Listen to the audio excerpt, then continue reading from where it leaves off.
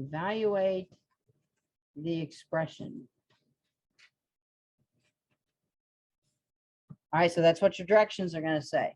Evaluate the expression. All right, let's suppose we had xy squared plus 6z.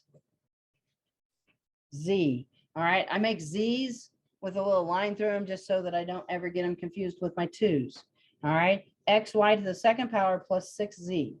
All right, and we're going to evaluate this when x equals 2, y equals 3, and z equals 4. All right, so if they want you to evaluate something like this, they have to give you the value of the variables, okay? If you are doing this on your paper, you're going to write this line down first. All right, the only thing you're going to do in step 2 is replace each of the variables with what they are.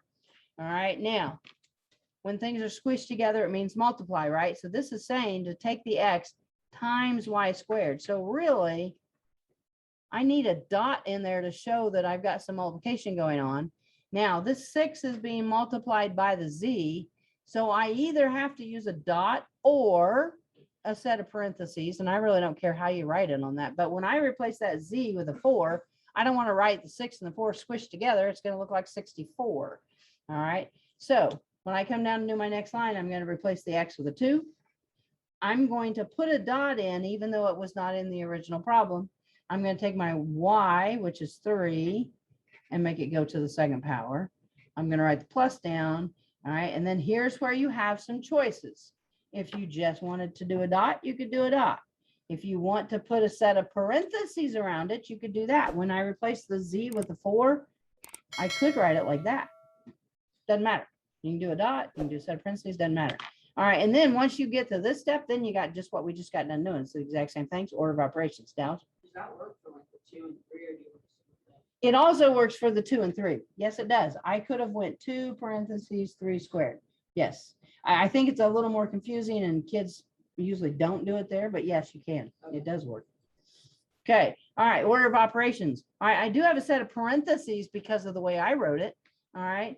But is it really a set of parentheses? It's not. It's really multiplication. So my first thing has to be my exponents. 3 squared is going to be 9. All right, so 2 times 9. All right, now you can do more than one thing in a line. I've worked out my exponent right there. Can I go ahead and do 6 times 4? So 6 times 4 is 24. And working over here has nothing to do with over here, and it's not affecting my order of operations at all. All right, now I've got multiplication and add, and I have to multiply first. 2 and 9 is like 18. I'm not going to do anything with the 24. I'm going to bring it down. Then you're going to add. And what the heck's that going to be? 42. All right, 42. All right, if you cannot add that in your head, this is why they invented the margin of your paper. If you've got to do 18 plus 24 like this, 8, 9, 10, 11, 12, and then carry the 1, 2, 3, 4. If you've got to do this, all right, this is arithmetic. This is introducing algebra. So do this in the margin of your paper or on your calculator. All right. Keep to the horizontal lines for your algebra.